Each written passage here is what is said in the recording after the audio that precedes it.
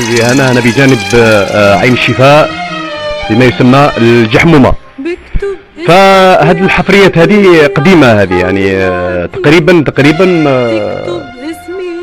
حوالي 1838 أو 1840 حسب بعض الشهادات من مواطني بلدية تنيرة ومن بعض المواطنين اللي كانوا في قديم الزمان هنا. انتم تشوفوا هذه كانت هنا كان سبق لمجموعة من الناس باش يقوموا بهذه الحفريات، وكانوا حاولوا باش يزيدوا في توسيع هذه العين، يعني ما يسمى سكون ابل لا ريزيرفوار دو، اللي الخزان الماء اللي كان يسموه.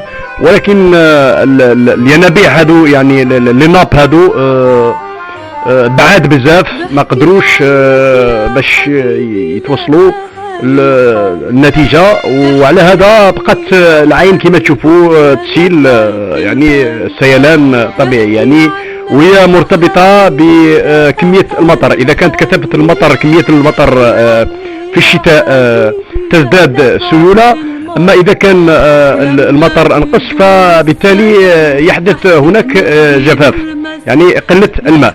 كما تشوفوا معنا تشوفوا احنا اليوم المغارة هي ماشية يعني حوالي على حسب المعلومات ماشية حوالي 500 متر او ما يفوق 500 متر.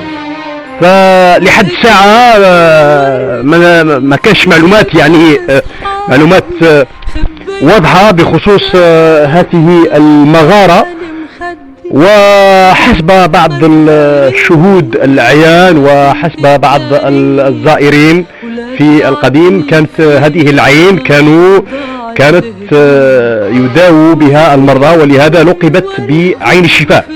فكانوا يجوا المواطنين من كل حدب وصوب، يأتون جميع المواطنين اللي بجانب هذه الدائرة يأتون من كل مكان قصد الشفاء من مثلا أمراض الحصى والكلى وبعض الأمراض المزمنة مثل القولون العصبي وغيره، وكانوا يتباركوا بهذا العين. على كل حال اليوم بعد هطول المطر هذا اللي رب العالمين أكرمنا بهذا المطر،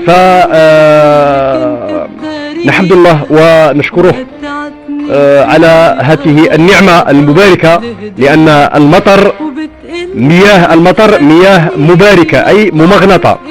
فالطب الحديث هو الآن يستعمل في مغناطيس الماء، يعني يمغنطوا الماء بالكهرباء، ولكن رغم هذا كما يقول الحاجة اللي تجي من عند ربي، يعني الممغنطة من عند ربي ماهوش كما الحاجة الاصطناعية، يعني حاجة ناتورال وحدة ارتيفيسيال، دونك سي با لا ميم شوز. على كل العين هذه عين الشفاء راهي زادت في السيولة بعض الشيء شيئا فشيئا. نتمنوا ان شاء الله الخير لأهل البلدة والناس تنيرة والكل لمن قصد هذه العين لغرض الشفاء. والسلام عليكم ورحمة الله تعالى وبركاته.